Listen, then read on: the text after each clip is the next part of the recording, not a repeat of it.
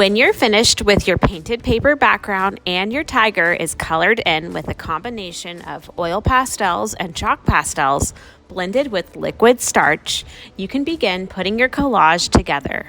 First, we are going to cut out our tiger. When you're cutting, make sure to cut as close to the shape of the tiger as possible. I like to cut off the extra paper first and then go back and cut closer to the shape of the tiger.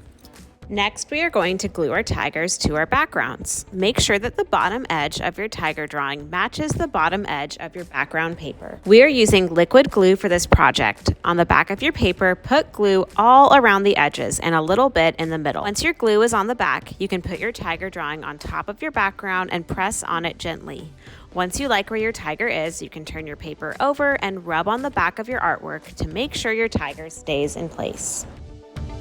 Next, we are going to work on making the leaves that go around our tiger to make it look like our tiger is in a jungle. You will need a piece of green paper with leaf shapes on it and green oil pastels for this. First, we are going to outline the leaves with the dark green oil pastel and then draw lines for the veins of the leaves on the inside. After, you can color the remaining parts of the leaf with the bright green oil pastel.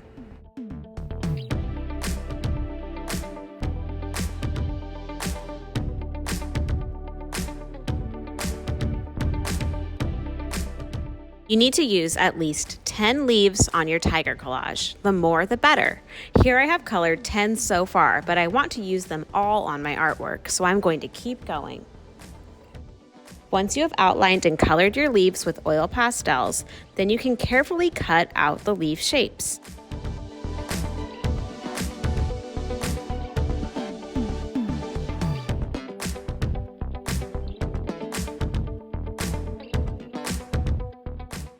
After you are done cutting, make sure to throw away your paper scraps. If you need to, you can store your paper leaves in a plastic bag with your name on it.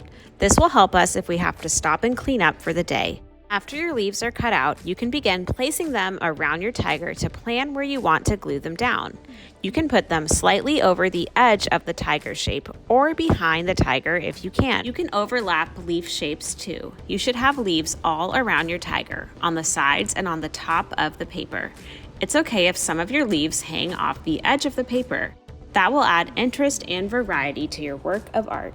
Once you have placed all your leaves, then you can begin gluing them down using our liquid glue one by one.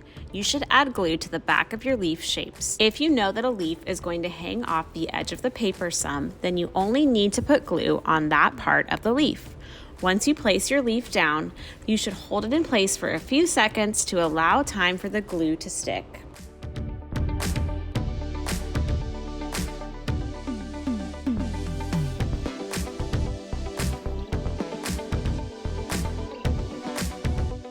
Once all your leaves are glued down, you can turn your project over and make sure that everything stays in place by giving your paper a little shake. If it does, then you are finished and you can put your artwork on the drying rack to dry. I hope you had fun learning about the famous artist Henri Rousseau and creating a tiger in a jungle collage inspired by him. I can't wait to see how yours turns out.